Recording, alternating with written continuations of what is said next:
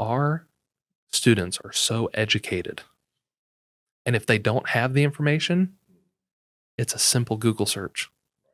And they have not just an encyclopedia at their fingertips, they have the whole world's information. And not just the information of the world, but they can tweet at a particular individual halfway around the world and say, hey, what do you think of this? And get their perspective. And so they're open to so much information, so many different belief systems.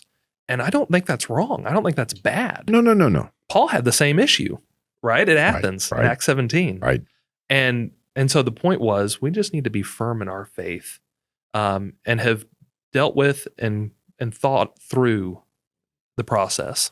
All right. Thank you for joining us. Zach with the Average Christian, back with another podcast for those listening, also another video and another guest to talk about another subject as we're trying to think. We called this for a time Project Think.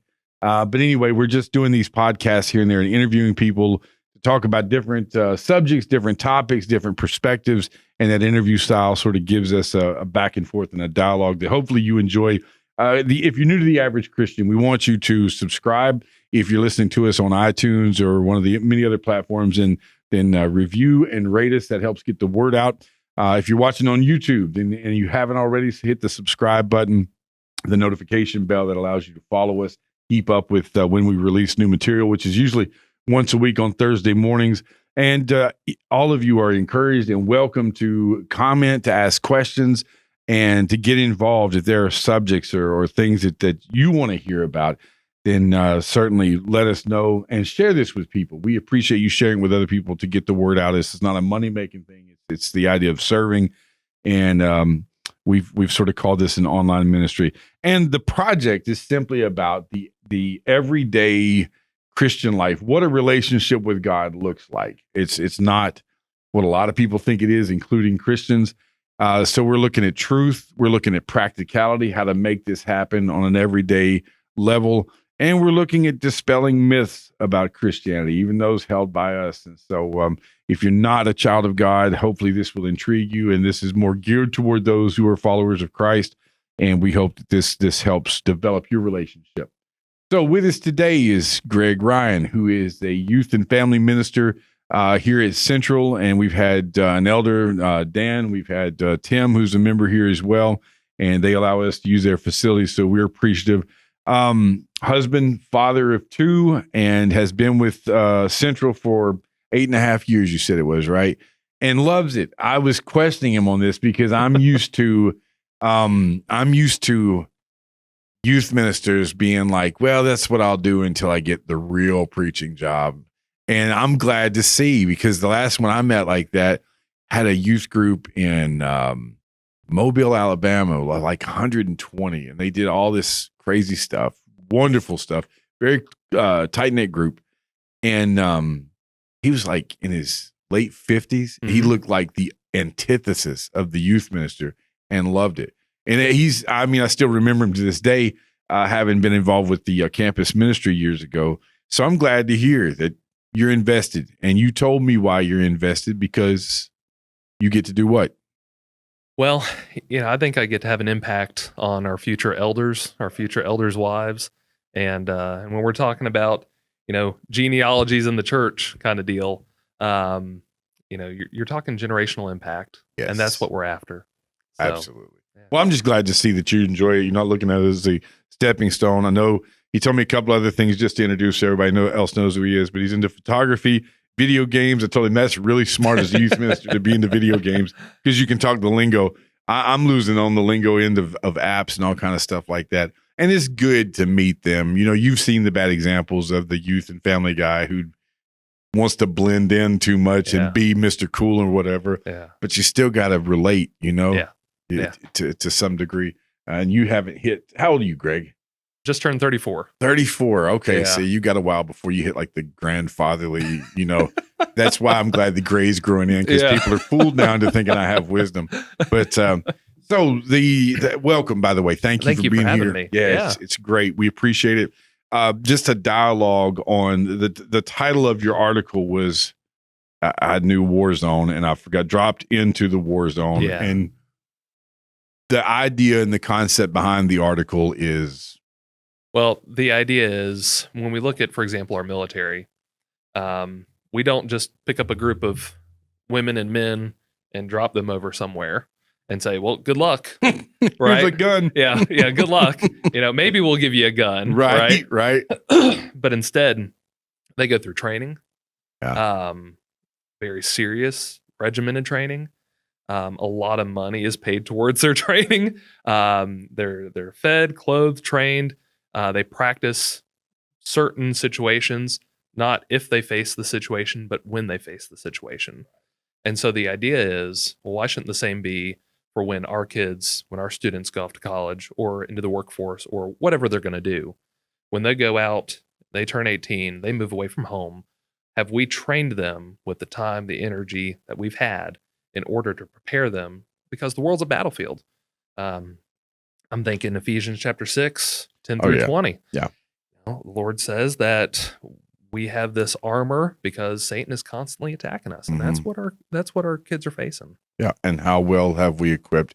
And we're losing a lot. I hate to go statistics to a degree, but we are losing a lot, and there's a lot of factors in this. Yeah. Now, your article specifically talks about how we as a congregation, our brothers and sisters, and I know you respect, especially being a youth and family guy, you respect the role and appreciate the role that parents play, because that's one aspect of it. But this is more geared toward we as a group, as a family, really. We use words like congregation, but it's a family. Yeah. And then what's my responsibility in that? And these are good, practical, I would say challenging. I guess it depends on who's looking at it and what their background is. For some people, some of these points that you make in here are going to be really challenging. Yeah.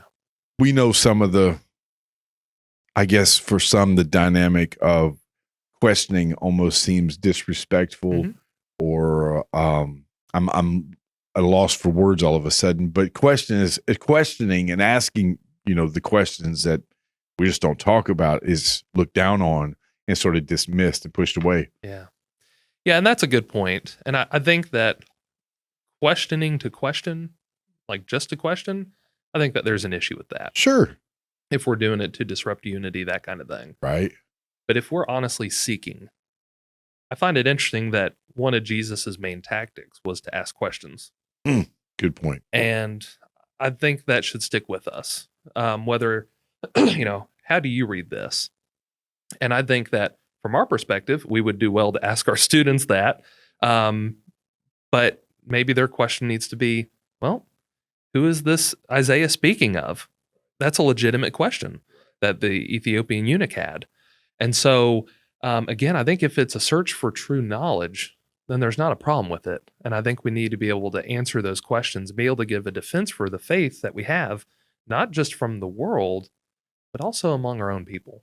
Yeah, that's exactly right. And I don't want to stretch out this introduction. I tell you, get two preachers or ministers together, whatever title you want to stick on us, who knows where the dialogue's going to go. But I keep thinking of things. You're talking about questioning, and a little known prophet in the Old Testament, Habakkuk.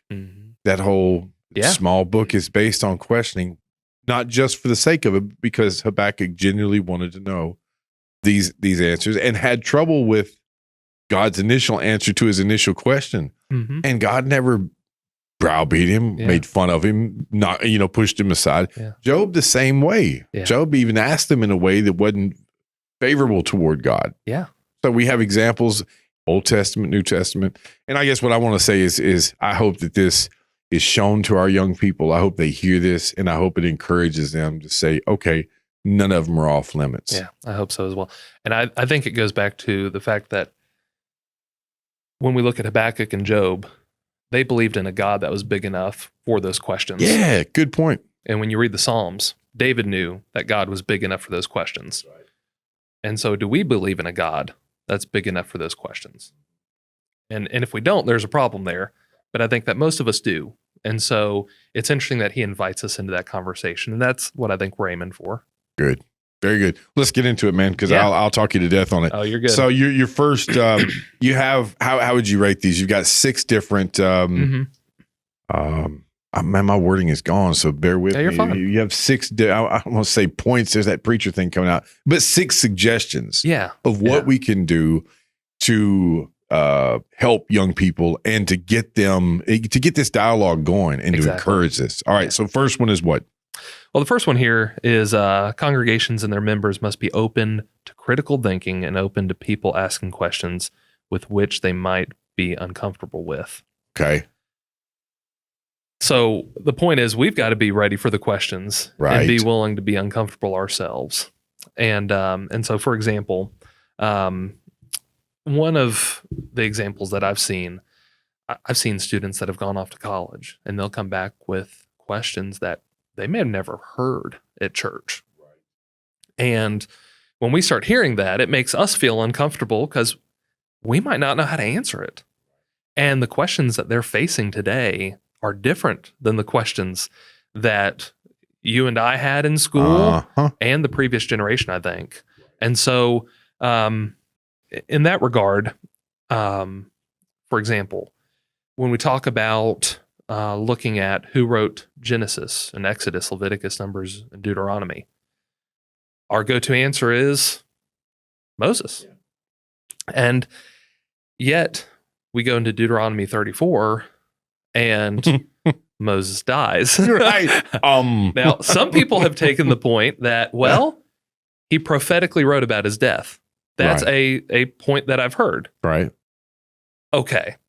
I don't think that answers everything. So, for example, Genesis chapter 12 and verse 6, if we want to look at that real quick. Sure. Because I think this is an interesting one. And when I'm looking on this, I'm looking at the Bible, yeah, sure just you so are. you know. Yeah, you've heard that plenty of times, right? I'm telling the youth and family guy, it's my Bible. All right, Genesis 12. Yeah, in verse 6. Go ahead.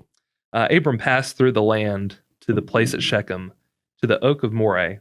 At that time, the Canaanites were in the land. At that time, the Canaanites were in the land. That seems to be written from a perspective that the Canaanites are no longer in the land. Moses only knew the Canaanites in the land. So it seems that he didn't write that verse. And we're going to have those kind of questions asked back to us because those are the kind of questions that our students are facing in college.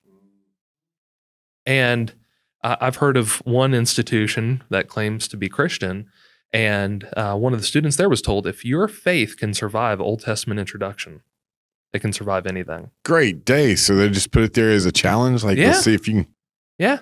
Okay. And it goes back to a guy named Julius Wellhausen, documentary hypothesis that believed there were at least 4 authors of Genesis, J, E, D, and P. And when we're confronted with this question, I think our default is we go into defense mode and we say, well, whoa, we've heard Moses all our lives. So that has to be the answer. Well, I don't think we can use that. And I don't think our students are going to be okay with that answer for this particular passage or Deuteronomy 34. So we've got to come up with better answers. And in order to do that, I would argue that we need to start thinking critically ourselves. There's a couple of things you mentioned, I was going to make a couple of points, but then you mentioned one thing, thinking critically. Mm-hmm. It's a lost art in it our, is. I mean, it sounds, I don't want to be the negative naysayer about our culture, but it's a lost art. And there are examples everywhere. Social media. Yes. Yes. We were just talking about that. We won't get into that. Yeah. But exactly. It's the idea of common sense that even that type of critical thinking on that level is lost. So it's not just a young people problem, it's adults. And nuance. Nuance, yes. I mean, nuance, critical thinking, those are lost arts. And just to answer that question, I'd like to go back and talk about the documentary hypothesis for a minute to alleviate any concerns that anybody has. I see. I got you. Don't want to leave we can hit that a little bit later, but sure. But I do want to make sure that we get back to that because the point is that there is an answer, and that's what we need to be focused on. So, but anyway, absolutely. Yeah. And here's another challenge. Mm-hmm. A lot of young people I know would never even approach that question. Now, that question will probably pop up in college, pop up in college, but right now, young people might be listening and be like, what in the world? We've never even, some of them don't even know who wrote or hadn't even thought about that. Mm-hmm. But then there is another level of the ones that I dealt with are the subjects that, for instance, how big a topic in our culture right now is sexuality in whatever way, shape, or form. But that 3-letter word, if you mention it inside of the holy building, it's like, we're not talking about that here. You go home and learn that. Yeah. And so there's not that environment of, hey, we can learn, we can ask. Yeah. And God has given us scripture to answer those questions. And if we frame it in the sense that it's God-given, it's beautiful, because he's given it to us, then what's the problem with talking about it? But because, and the point is that they're going to hear it from somebody. And so you're right. They might not initially, 9th through 12th grade, hear this, but they go their first year to even a Christian college or a college that claims to be Christian, faith-based. This is the kind of stuff they're hearing. And I heard from yesterday from a person, and they said that in their first, in college back in like the early 2000s, when they were in there, everything had concepts of evolution just permeated throughout their college experience, including marketing and advertising. Everything faith-based university. Well, right? this one, I don't know if it was faith-based. Okay. But the point is, even at just at a secular school, they ran into, even if they weren't taking like a class on evolution or biology. Right. How does Darwin come up in marketing? Yeah. Yeah. And so that's what they were facing. And another student, their first year of college, it was a humanity class, and they were encouraged to compare the Epic of Gilgamesh with the account of Noah. And I've talked to some parents about it. I asked them, how would you respond? And the thought was, well, I've never heard of the Epic of Gilgamesh. And you know what? I hadn't either. You know, I mean, going back 5-7 years or so, I don't think I'd really ever heard of the Epic of Gilgamesh until a couple of years ago. I couldn't have told you really about the Epic of Gilgamesh. So it's not a fault of anybody. But the point is, at this point, I think, is that we've got to be at least willing to listen and to hear and not just be so quick to dismiss it. I know of a kid right now that I'm thinking of, and if he watches this, he'll know who he is. But I know of a kid right now who has asked a lot of questions and has a ton of them and has trouble stopping at one question and letting you answer because there's just so many of them. Well, it's easy. And I've seen adults too look at this kid and be like, well, they just categorize him in that group that you mentioned earlier. He's just questioning to be questioning. How you can't really make that judgment call. This kid really wants to know. Yeah. He has a ton of questions, and a lot of those questions seem out there. Mm-hmm. So, and the way I'm tying that in, like with your example of the Epic of Gilgamesh, it may be something we have no clue about. It doesn't mean it's not a legitimate question. And if we turn them down on that one thing, what kind of door have we closed? Exactly. Especially since the Epic of Gilgamesh was written around 2000 BC. Right. And we say that Moses wrote Genesis in 1400. Right. 600 years difference. Yeah. So we've got to have an answer. Yes. So, and there are a lot, and they are asking questions or making challenges against the Bible. Yeah. On a very educated level beyond what most of us in the average person in the pew is actually even thought of. Or this is something I was going to bring up a little bit later, but our students are so educated. And if they don't have the information, it's a simple Google search. And they have not just an encyclopedia at their fingertips, they have the whole world's information. And not just the information of the world, but they can tweet at a particular individual halfway around the world and say, hey, what do you think of this? And get their perspective. And so they're open to so much information, so many different belief systems. And I don't think that's wrong. I don't think that's bad. No. Paul had the same issue, right? At Athens, in Acts 17. Right. And so the point was, we just need to be firm in our faith, and have dealt with and thought through the process. All right. So round this first suggestion out, is open to critical thinking, open to people asking. I think the rounding it out is that openness. Let's be available. Yeah. Open minds and open hearts. Right. That scares a lot of people. Mm-hmm. Now, from my background, which is more of a law trusting, people will use the term legalistic, but that sort of thing, and maybe an imbalance, or definitely an imbalance that way. And open-mindedness always sounded like liberal terminology. Mm-hmm. Not at all. No. No. And the interesting thing is, we always want others to be open-minded. Right. You don't believe in baptism for the remission of sin? Right. Well, they're just closed-minded. Right. We want them to be open-minded. Exactly. But then when it comes to us, Don't challenge mine, man. No, don't challenge me. Right. And so I think that's the problem when we start using different standards for different people, and we exclude ourselves from that. Good point. Good point. Secondly, you've got here that you must be, the congregations and their members must be willing to think critically ourselves, including asking the questions with which we may be uncomfortable. Mm-hmm. Yeah. And so, and it follows after the first one, obviously. But if we're not feeling a little bit uncomfortable, then I think that there's a problem. I think sometimes we take our faith for granted and we just kind of go the day in, the day out process. And again, if something new comes up, we're immediately uncomfortable with it. But I think we need to get past that. I think that we can set, like on a road, we have the guardrails. And there's so far that we can go. And there's a lot in the middle that we can entertain without going over the cliff. Exactly. Well, you're dealing with the New Testament, Yes. which is still law, because law is not the enemy of faith or grace. Absolutely. They all work cohesively together. But it's a lot different. It's not as, the old law was a schoolmaster, was like teaching like we would teach a child. We are expected to be more mature. And so there's not a lot of details. There's a lot of room, because there's exactly principles. Thank you. Anyway, go ahead. I didn't mean to cut you off. No, you're good. I was just thinking Galatians, the fruit of the Spirit, and Paul gives a list, but then he says, and against such things, there is no law. So he's saying this isn't even the complete list of the fruit of the Spirit. And so, I just wonder how uncomfortable we would feel if Paul were to enter into our congregations today and start teaching, or Jesus. And it's amazing how many people felt uncomfortable around Jesus, but that wasn't a bad thing. We look at that and we say, yeah, that's a good thing. They were pricked at the hearts. We need to be comfortable being pricked in our hearts. Good point. So good point. I was thinking of the, I recently learned the word, depending on your translation in Acts 17, talking about, the Bereans are always brought up.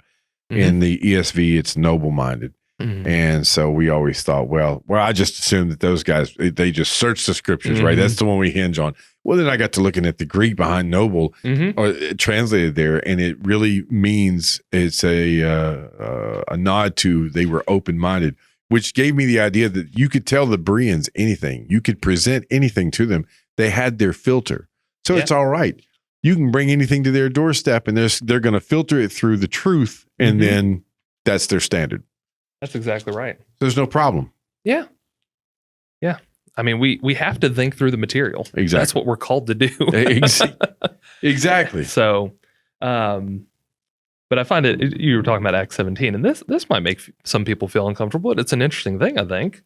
And I don't think it should make us feel uncomfortable. I think maybe it puts it in its cultural context. Acts 17, verse 18. What does this babbler wish to say? Others said, he seems to be a preacher of foreign divinities. Well, why? Because he's preaching Jesus and the resurrection. How do they get multiple divinities out of that? And this was mentioned by one of my instructors, but are they hearing Yeshua and Anastasis, resurrection, as male and female gods? And so Jesus has conquered Hades. He's conquered death, the god of death, by the power of the resurrection. And there's so many myths that go along with that, with a husband and a wife, or a male and a female, death and coming out of death and that kind of thing. And so did they think that maybe Paul was talking about two different divinities there, a husband and a wife combination maybe? And that's an interesting question, I think. Never heard it. Yeah. And it puts us in a different cultural context, but maybe it helps us to understand more of where they're coming from. And again, it sounds like a weird question, and it might make us feel uncomfortable at first, but that might be closer to what the passage is actually talking about. Not that Paul implied there were multiple divinities, but that's just how they heard it. Exactly. Well, So- you have this. You have these people who are open. I mean, they have the unknown. The what am I trying to say here? They were observing the unknown God in case they missed one. So let's make sure we get them all in. And we still have religions like that today. Oh, yeah. So certainly they're going to hear things a little differently and so forth. And that may be the way it came across. I never thought about that. Yeah. But that open-mindedness to thinking critically and being okay with going places that may make me uncomfortable. Yeah. Yeah. Possibilities that could make me uncomfortable. And there, if you're not careful, you put up such you were talking about the guardrails. Well, you can narrow those in so much or even put up a blockade or a wall where you don't allow anything in. And then some of those people I've run into, some of them have come to almost a conclusion or present it in such a way as to make others think they've got it figured out. Yeah. Which implies you have nothing else to learn. That would be like saying, I've searched the internet, all of it. Yeah. There's nothing, nowhere else to look. Yeah. And what scares me is when Jesus says the judgment that you use on others will be used against you. And so I wonder if those that think that you have to have it 100% right, when they get up to heaven, if God says you were so close, you were 95% of the way there, but you used 100% on others. It's what I've got to use on you. It's a good point. It just breaks my heart to think about And that. that scares people too. Yeah. You're what else about this second bit of advice here? Well, again, I just talking about our society in general. I think it's important to realize that, when I was younger, there was a 6 o'clock news. It went from 6 to 7. Now we're on a constant news cycle, 24/7. Yeah, I go on Twitter. I can know about every terrible thing that's happening in every tiny town across the world. Yeah, absolutely. And so I have so much information at my disposal that I think part of the problem is that some people don't see a need to have to answer those questions because they may not be in that environment. But I would say if we really want to be the kind of spiritual fathers and mothers to our students that we need to be, that they need, then we need to have at least some semblance of being able to be open to saying, I've not heard that before, but let me go look at it. And let me come back with an answer for you on that one. And I'm starting to get ahead of you here, but that it makes good points. Just being willing to go wherever. Yeah. Willing to chat. Yeah. Good. That's a great way to put it. Let's sit down and talk about it. And nothing's off limits. Yeah. Why would there be? The third one says congregations, their members must help teach our young people to think critically and to ask good questions. Now we're coming back to that critical thinking and good questions. How would you define that? Good question. Yeah. How would we define it? A good question, I think, has to get us a little bit closer to the truth. It has to knock out some things that we know just aren't true, but at the same time, not being afraid of what could be true. What we might find. And so, for example, going back to the Genesis and Deuteronomy, could Joshua have written the text in Deuteronomy 34? He certainly could have. Could he have updated Genesis 12:6 for later generations and said, by the way, this is when the Canaanites were still in the land? And so, does that hurt inspiration in any way? Absolutely not. And we still have our biblical figure of Joshua that we're comfortable with. So it's, right. But it's a possibility. Now, if you ask me who wrote Joshua, just because his name's on there doesn't mean he's the author. No. And I'm not going to say with 100% certainty that Joshua was the author. I think he was at this point. And I think that he may have written Deuteronomy 34 as well. I'm comfortable with that. But if I were to find out something different, if I get up to heaven and go, Jesus says, you're a little bit off on that. Moses did it. Moses. It was prophetic. Moses was prophesying. I'd be like, right. I missed it, But at least I made it. Right.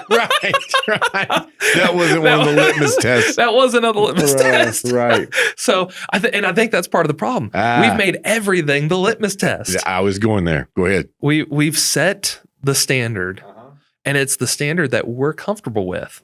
We think we know the answer that Moses wrote this, and that Moses prophesied about his death, and that, this and this and this. And we're comfortable with that. And so we start judging based on how others answer those same questions. And there's a lot of danger in that. Well, I've heard people, now, of course, I can't go back like they can, but I've heard people, we were talking about Edwin, Mhm. and I've heard people like him mention days of old, 70, 50, 60, 70 years ago, where people could disagree. Yeah. And I mentioned earlier the Holy Spirit. That was one where there was a lot of disagreement, but there was no lines drawn in the sand that Yeah. said, you're going to hell and I'm going to heaven, because at the end of the day, does it really affect our faith and ability to please God? Whether we Yeah. know it was Joshua or Moses, or Yeah. whether it's the indwelling or through the word and the spirit, and those types of things. Yeah. No, that's a great point. And one of my favorite, I went to Faulkner lectures a few years ago. And one of the things that I really enjoyed, they had a particular lecture with two opposing views. One view was that Mark 16, 9 through 20 was not inspired, and that it was an addition. The other view was that it was inspired and it wasn't an addition a ton of years later, anything like that. And they both gave their perspectives. They gave reasons why they disagreed with each other. At the end, they shook hands and they said, "We still love each other. Look how good this is." Right. Right. And everyone left there uplifted, encouraged, and more informed to the actual discussion. Exactly. To be able to think critically and be open-minded, and we don't have the non-inspired camp versus the inspired camp and so forth. Yeah, absolutely. You said while the answer is important, teaching our young people how they come to the conclusion is just as, if not more important, teaching them how to reach conclusions through critical thinking. Absolutely. And I would say that, what somebody believes is important, but how they got there is even more so important in my mind. Yeah. And explain, or why do you think that? I think that because, okay, let's say I'm going on a drive and I want to get to KFC or whatever. Okay. Let's say I end up at Shoney's. Okay. How did you end up there? What went wrong? Okay. Now that I know how you got there, let me tell you how to fix it. And so if I can help to plot the course, I can help them to think through. There's a lady named Etta Linneman. I don't know if you've ever heard of her. No. She was, she did some studies. I think it was in the 80s when Germany was still split, East-West Germany.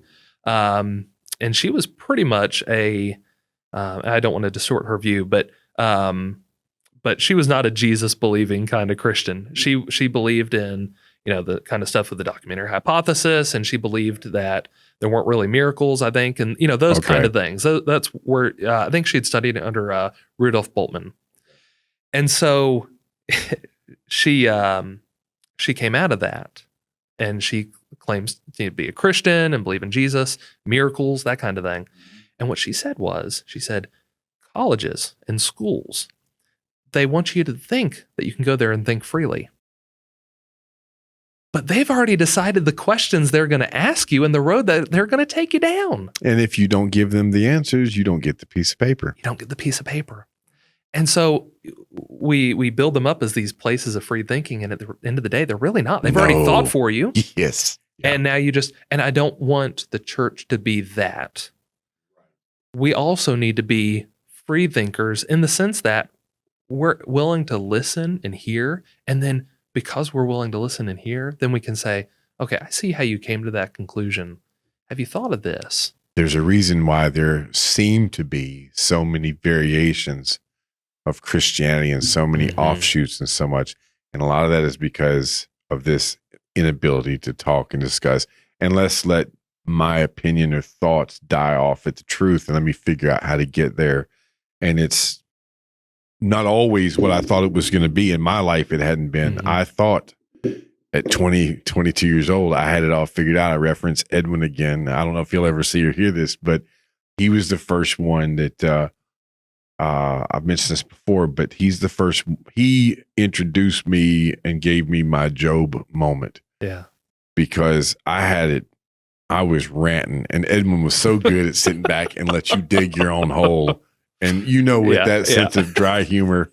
And so I was talking about, I was talking about conservatives and liberals, and you couldn't be too conservative in my worldview, Yeah. and my theology, and you can only be, so I was banging the liberal jump. Yeah. And Edwin looks at me and says, you seem to be, hung up on this, something to that effect. And so I started in again. Yeah. And then he says, well, out of the two, which one killed Jesus? And I was like, oh. And from then on, that was one of my moments where I started having to rethink. Yeah. And you know what else it goes to is, I grew up around people who just dismissed other people who didn't understand. Yeah. And as if everybody should know this stuff. Yeah. But there's a reason why. I haven't met the person yet who believes things that are contradictory to scripture, and they do it because they just want to have a good time. Yeah. There's a reason why, reasons why. Yeah. And you're talking about that roadmap. Absolutely. And if someone doesn't believe in baptism for remission of sin, if we don't have a conversation, how am I going to make an impact? Exactly. And they might bring up a verse that I haven't thought about, and there's maybe room for growth from me, because their concern might be that they see it as a work. Yes. And maybe for some people that is, and maybe that's my wake up call that I need. Whereas I see it more of an act of faith. And but yeah, unless we're in that conversation, we can't change anybody's mind. Right. And can I show up to that conversation and think, what if I'm wrong? Yeah. Because it's okay. I've got the standard here. What if I'm wrong? What if I missed it? Because I'm expecting that individual to be open-minded, like you just talked about, and hopefully see, well, what if that were me? Would I be faithful enough to God to change? Yeah.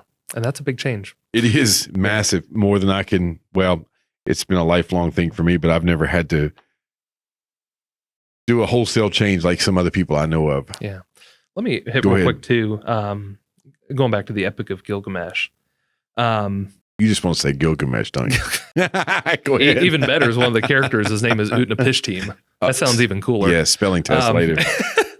What's funny, in talking about critical thinking here, it's 600 years written. The earliest copy that we have is 600 years before Moses wrote Genesis. Right. And people get hung up on that. And I would argue that just to answer that question for people, I think that it goes back to, there was an origin story. Moses, I think, preserved it. I think that whoever wrote the Epic of Gilgamesh had a distorted view of what happened. There are a lot of similarities. But the people that are reading Moses and the people that are reading the Epic of Gilgamesh, I think they would have known both, and they would have focused more on the differences, because the differences are paramount. So even, for example, talking about other ancient Near East literature, Job, I did a comparison of Job versus other ancient Near East literature. And there was one called The Man and His Ba, and Ba just means soul. And it's this conversation that he's having with his soul, because Egypt, I think it was written around 2000 to 1800, and Egypt was just in societal turmoil. And when that happens, that means Pharaoh's done something wrong. And Pharaoh's not really the God that he was supposed to have been, right? Right. And so he's discussing with his soul, should I just end it all? Should I just kill myself? And people look at that and go, look, Job's just like a man in his ba, this discussion and all that.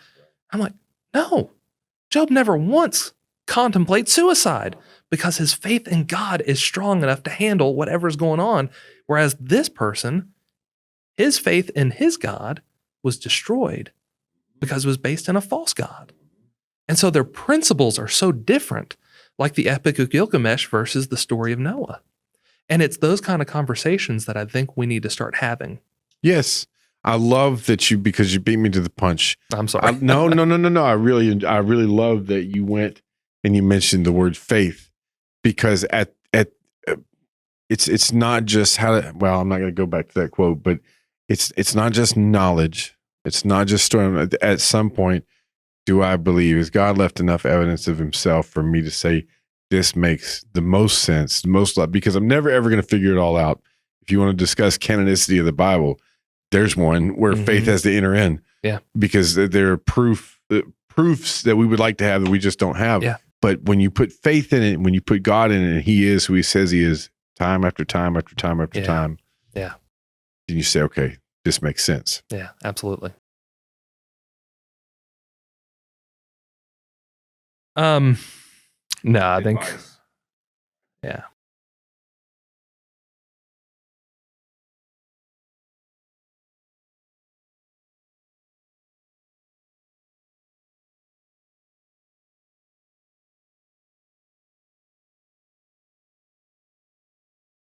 I don't know about that. I don't know. No, I believe you are. But I wasn't either until I took the classes. That's right.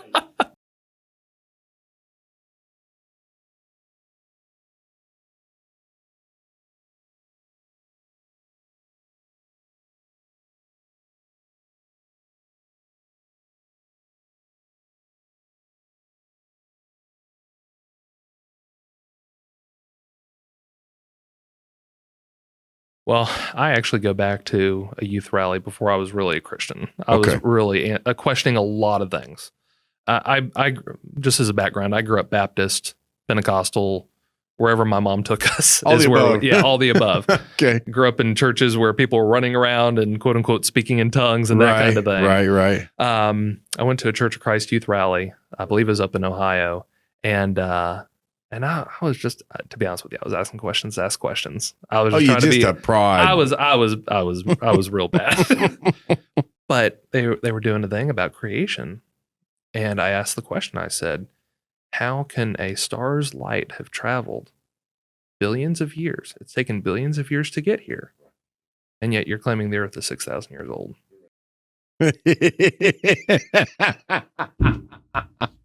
You were a punk. I'm some 18-year-old punk. And this poor guy, as I'm reflecting on it now, Go ahead. and he got so frustrated with me. I bet he did. I had a deacon who got frustrated with me because we were talking about predestination.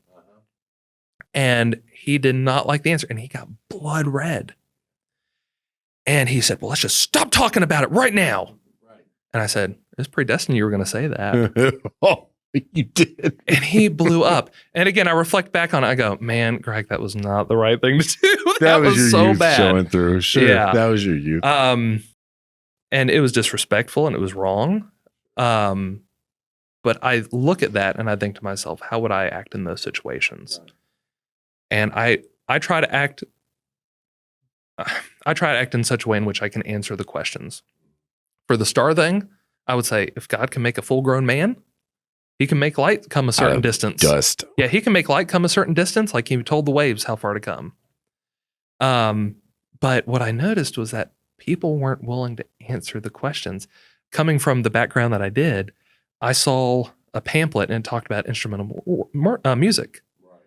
And the pamphlet, Church of Christ pamphlet, I don't remember who wrote it. I don't want to know who wrote it. There's blue tons of them. Yeah. And I was reading it with my wife, or my to-be wife. And I said, have you read this? And the argument was, yes, it does talk about instruments in heaven, but that has to be a metaphor or simile. And here's why. Because in order to make instruments, you need a factory. And the Bible doesn't talk about factories in heaven. Oh my goodness. And I went up to her and the preacher and I said, do you all really believe this? And he was like, no, that's not good. Let's burn those pamphlets. Well, that reminds me, if I can tell you a story. I was at Freed Hardeman lectures as part of our trip for school. We went every year. Yeah. We went to the same school, right? Yeah. So we went every year, whatever it was, spring to Freed Hardeman lectures. And so we go and we sat through one that had to do with creation. I don't even remember the topic because the question threw me off. But this guy, he took like 10 minutes of questions at the end of it. So talking about creation, and this guy asked a pretty simple question, to which I thought there was a pretty simple reply, just like the one you just gave. He said, okay, if you had, and he was asking legitimately, if you have light on at the beginning, how do you have that when he doesn't create sun until day 4? So I thought, God is light. He doesn't need a sun or a factory or whatever else. And this guy went into this whole explanation of how, well, God, we think God really did it on day 1. He just didn't mention it till day 4. He's God. Can he not just be God? God is light in him, there's no darkness, but he's got to have a sun. S-U-N. Yeah, and that's really the issue. I mean, and I think going back to the gentleness of it, how we answer those questions are going to be remembered more than the answers we give. So the attitude by which we come back to somebody, if we come back and we just ram the truth down their throat, how dare you ask a question like this? What kind of question is that? no matter how good the answer is that we give, they're going to remember the hostility. Well, what if that deacon had been patient? What if he asked you questions in return and To be honest with challenged you, you? I don't know if I could have been patient with me at that point in my life. Is that right? But would you have remembered him? Would you have said, this guy really tried? You know, I remember him for the wrong reasons. I would have remembered him a lot better if he would have, if he would have shown effort instead of, And I'm sure he's doing better now. yeah, and, sure. And he was a good man, and he, I appreciate him a lot when I was younger. But it was just, that's one of the things that just sticks out in my brain. Uh-huh. But I had another minister, a youth minister that met with me a lot. We went through Bible studies, and he gently brought me along, and we talked, and that sticks out in my brain a lot too. Exactly. And so that really impacted me quite a bit. But the gentle, I think that's one of the key words in this. Be gentle, when there's disagreement, when there's misunderstanding. Yeah. All of the above. Yeah. And Jesus calls for that. Jesus, that's one of the things that you see Jesus being so patient and so kind with people who don't know any better. Yeah. You're dealing with young people who largely just don't know any better. Yeah. Sometimes, for instance, with you didn't know any better that it was not a good idea to behave that way and prod just for the sake of prodding. Yeah. Because you don't have any wisdom at that age or very little. Yeah. So you need somebody to be gentle. Exactly. And understanding. Any other thoughts here? I know you've got a few points below. No, not on that one. Good deal. Our fifth one, congregations and their members must offer opportunities to, and this is not mine, by the way, this is Greg's from his article. Congregations and their members must offer opportunities to process these questions in here's a happy word, safe space. That's been abused, hasn't it? But I know. offer opportunities to process these questions in a safe space. Yeah. Okay. And then, again, the idea goes back to military.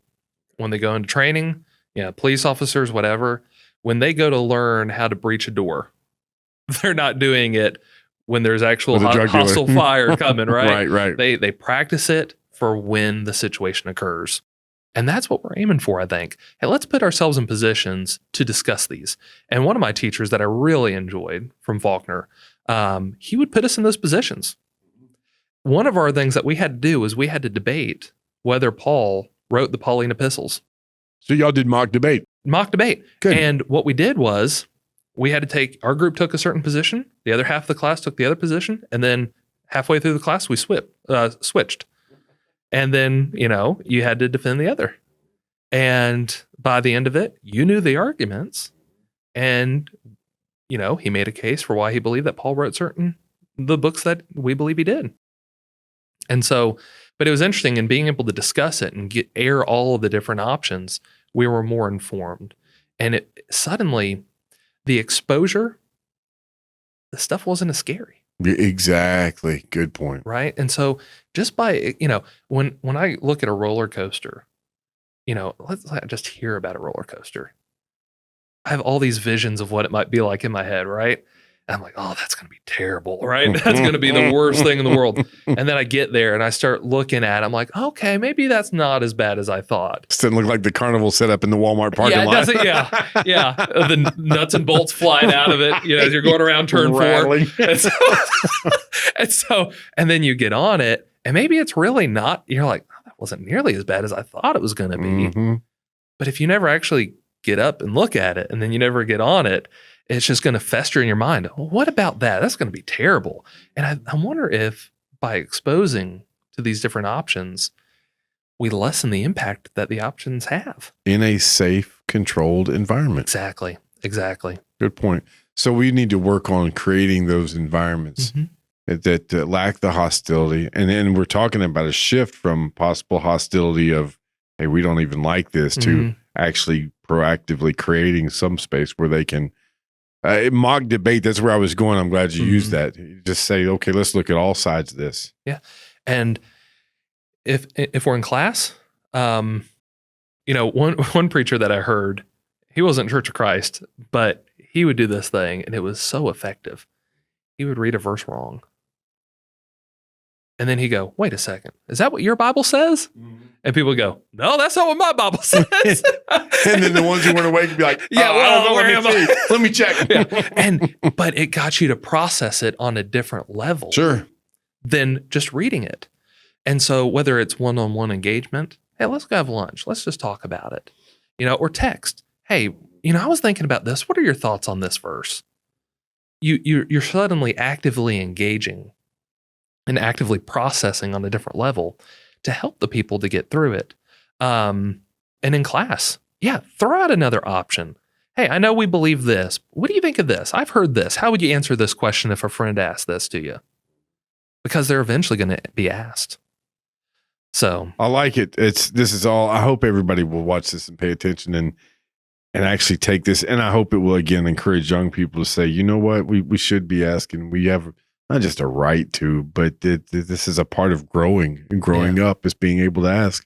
Yeah. We didn't smack our kids because they ask us how this, that, or the other worked. Well, how stupid of you to not know how the fan works or whatever it is. That's a dumb analogy. But sixth, congregations and their members must be willing to help young people process and think through the material. And you started to get into that.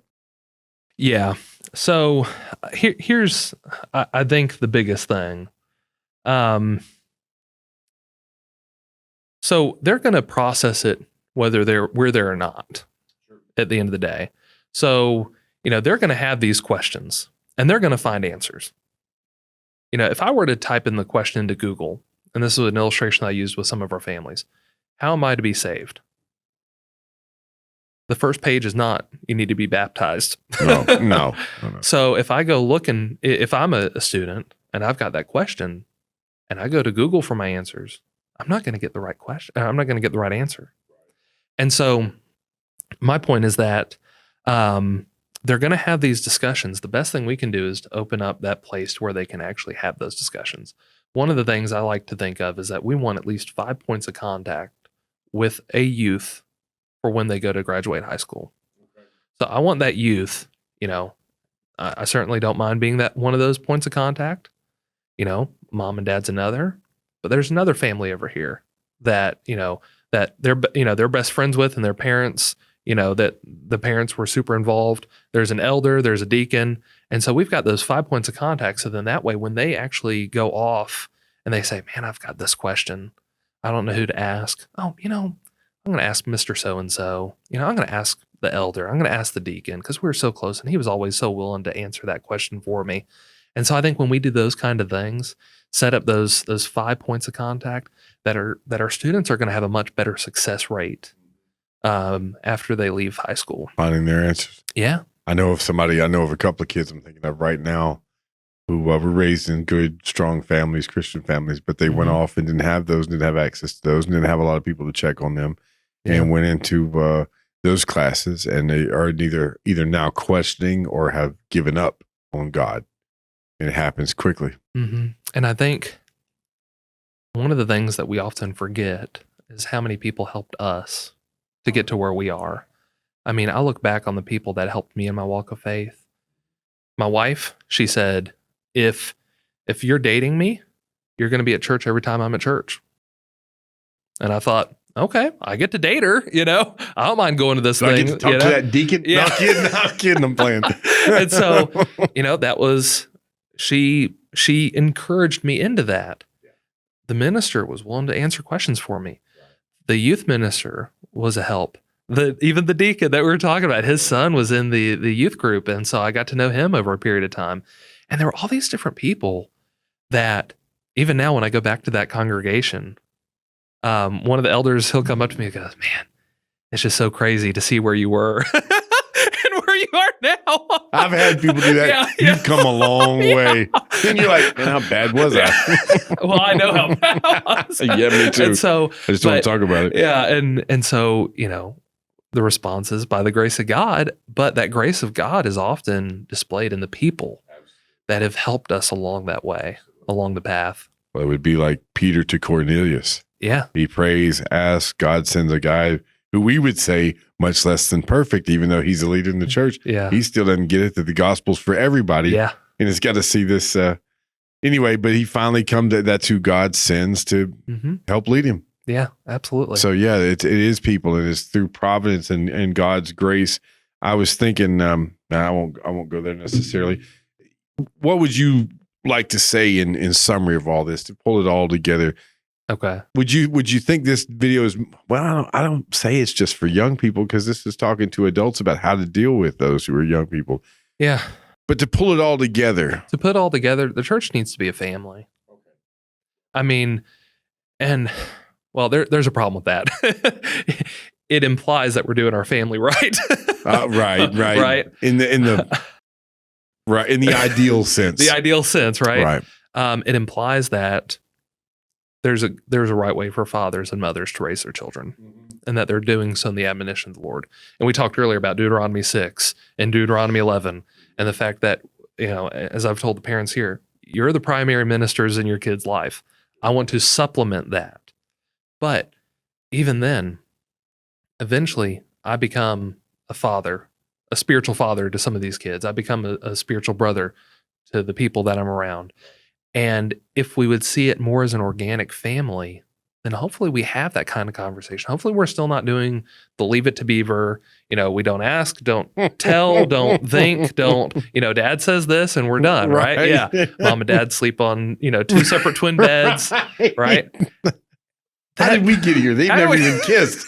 That just wasn't acceptable. That's right. But a lot of families were modeled on that as the ideal family. And it was, I had a guy, I talked about a mistake that I had made in the past in a sermon one time. And man, and I love the guy. It's my deacon story.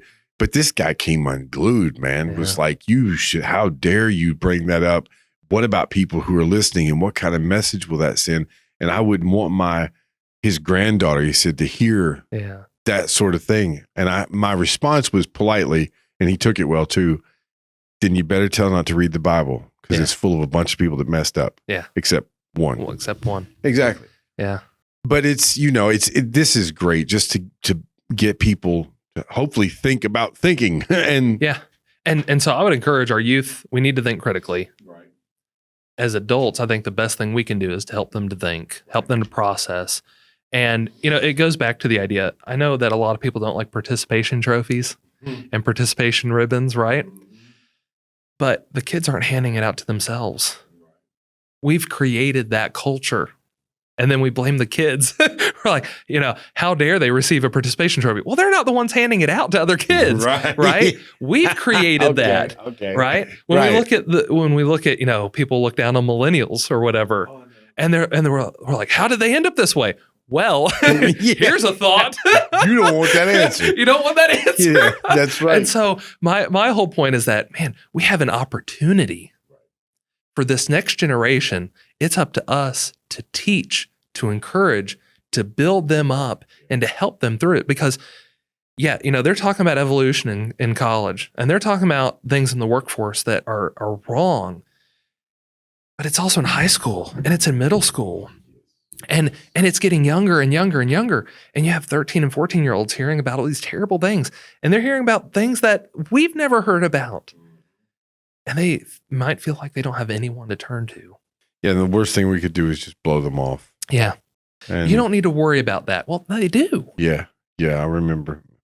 There's so much more. I really appreciate it, Greg. I don't know if there's anything else that you want to say, but that was the idea behind this. We were calling it Project Think for a little while. We just stuck it in the podcast under the average Christian, but that was the idea behind this, is to sit down and discuss subjects that will get people to think. And this just fits right along with that, not only encouraging that, developing that, but making a spot for anybody. And it's not just young people, it's people who don't know any better. I have seen people who are new Christians, or who are new to Jesus, or new to the faith. Absolutely. And just be sort of shunned because they didn't pass the test and didn't answer with the standard questions. You know what I'm saying? And so there's room for many of us to use this and improve. And I think part of the problem goes back to the fact that we've possibly never processed it ourselves. There you go. That's right. And it's scary. It is. And I have been a witness personally to that. But our God is big enough. Yes, sir. And the truth is the truth. And if it is the truth, then it'll work out. It stood this long. It will stand for eternity. That's exactly Greg, right. thank you so much. Thanks for God having bless me. in your work. And You as we'll do well. this again sometime. Appreciate you, brother. All right. Thanks. Yes, sir.